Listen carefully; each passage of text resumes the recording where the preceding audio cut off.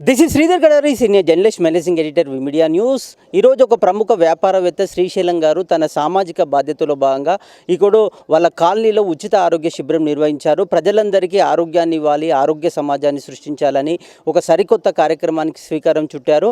తన కంపెనీ ద్వారా సామాజిక బాధ్యతతోని ఇంత పెద్ద ఉచిత ఆరోగ్య శిబిరం నిర్వహించడం, ఇక్కడ ఉచితంగా డయాగ్నోస్టిక్ సర్వీసెస్ అందించడం, మెడిసిన్స్ అందించడం ఎలాంటి ఆనందాన్ని, సంతోషాన్ని ఇస్తుంది అనేది ప్రముఖ వ్యాపారవేత్త శ్రీశైలం గారు ఉన్నారు. ఆయన మాటల్లో విందాం.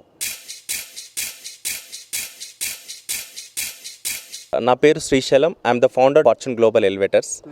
సో మానవ సేవే మాధవ సేవ అంటారు. సో జీవితంలో మనం ఎంత ఎదిగినా సరే సమాజానికి కొంచెం తిరిగి ఇవ్వాలన్న ఉద్దేశంతో నేను ఈ కార్యక్రమాన్ని ముందుకు తీసుకురావడం జరిగింది. సో దానికి సహకరించినటువంటి మా కాలనీ ప్రెసిడెంట్ అయినటువంటి గిరి వెంకటయ్య గారికి, మా కాలనీ కార్పొరేటర్ శ్రీరాములు గారికి అండ్ మా కాలనీ సభ్యులందరికీ నేను ఎప్పటికీ రుణపడి ఉంటాను. సో ఇలాంటి కార్యక్రమాలు మున్ముందు ఇంకెన్నో చేయాలి, ఇంకా ఇలాంటి కార్యక్రమాలు ముందుకు తీసుకెళ్ళాలని చెప్పేసి మా శ్రీరాములు గారిని నేను ప్రత్యేకంగా కోరుకుంటా ఉన్నాను. సో ఈ కార్యక్రమాలలో మేము ఎప్పుడు కూడా ముందుంటాం.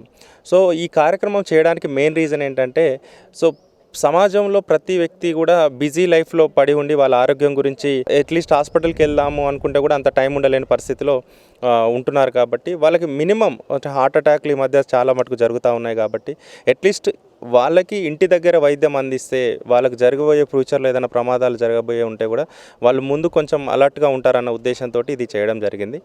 సో ఇది ఇంత బాగా సక్సెస్ చేసినటువంటి మా సన్ రైజ్ హాస్పిటల్ వారికి, అట్లాగే ఆన్పత్ డయాగ్నోస్టిక్స్ వాళ్ళకి మేము ఎప్పుడు రుణపడి ఉంటాము. జీవితంలో మనం ఎదిగొచ్చిన ఏదైతే మనం వచ్చిన ప్లేస్ ఏదైతే ఉందో, మనం ప్రతి స్టేజ్లో ఎంతో కష్టపడుతూ పైకి వచ్చాం. కాబట్టి కోట్ల డబ్బులు బ్యాంకులో పెట్టుకున్న రెల్స్ మనం లాకర్లో పెట్టుకున్న ఆనందాన్ని అనేది ఇవ్వదు.